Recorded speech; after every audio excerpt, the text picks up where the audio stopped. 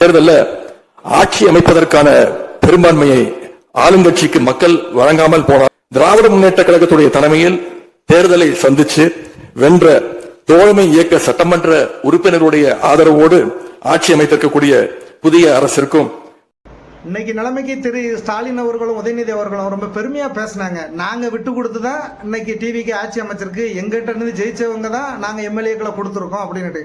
ஆனா அமைச்சர் திரு ஆதவ அர்ஜுனா அவர்கள் பிரஸ் மீட்டிங்கு பிறவும் CV சண்முகம் அவர்கள் பிரஸ் மீட்டிங்கு பிறதான் உண்மைகள்லாம் வெளியே தெரியுது. டிஎம்கே ஏடிஎம்கேயும் சேர்றதுக்கு நிறைய டீல் பண்ணியிருக்காங்க. இதுல ஒன்று, மக்களால் சேர்ந்து இன்னைக்கு திமுக தலைவர் ஸ்டாலினை தோக்கடிக்கலைன்னா அந்த டீல் வெற்றி பெற்றிருக்கோம். எப்படின்னு கேட்குறீங்களா?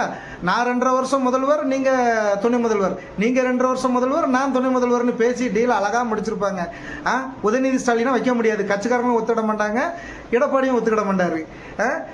விசிக தலைவரை பேசியிருக்காங்க, அதுக்கு எடப்பாடியார் ஒத்துக்கல. ஏன்னா அவரே சிஎம் வரலங்கிற ஆசையில் தான் ஒத்துக்கிட்டது, இல்லைன்னா அவர் ஒத்துக்கிட மாட்டார். மக்களே இப்போ பார்த்துக்கிட்டீங்களா, நீங்கள் மட்டும் ஸ்டாலினை தோக்கடிக்காமல் இருந்திருந்தா நம்ம திருப்பியும் இந்த ஊழல் பெருச்சாளிகள்கிட்டையும் லஞ்சவாதிகள்கிட்டையும் ரவுடிகள்கிட்டையும் அது 2 பேர்கிட்ட மாட்டியிருப்போம். ஒருத்தரே சமாளிக்க முடியாது, 2 பேர்கிட்ட மாட்டியிருப்போம். அதனால மக்களுக்கு தான் நன்றி சொல்லணும். இன்னைக்கு வந்திருக்க அரசு 4 நாள் தான் ஆச்சு, குறை சொல்லக்கூடாது. 6 மாதம் டைம் இருக்கு, அவங்களும் சரி பண்ணலன்னா மக்கள் நம்ம கையில் தானே ஓட்டு இருக்கு, பார்த்துக்கலாம்.